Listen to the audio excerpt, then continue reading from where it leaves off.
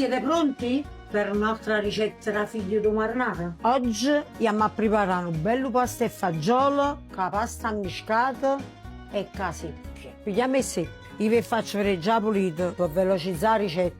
Li tagliamo e ne lasciamo una per metterla dopo per guarnizione. Praticamente pigliamo una padella, mettiamo aglio, olio e peperoncino. E un po' i pomarulli rupiennolo. Facciamo soffriggere, aggiungiamo le nostre seppie. Aggiungiamo i fagioli che abbiamo già cotti prima e allunghiamo con un po' d'acqua. Quando la seppia è cotta, andiamo a calare la nostra pasta, ovviamente la pasta ammiscata. E mo andiamo a decorare sto piatto, perché se non ti dà passione, non serve a niente. Andiamo a impiattare. Una volta impiattato, andiamo ad aggiungere la seppia cruda, condita con olio extravergine al limone.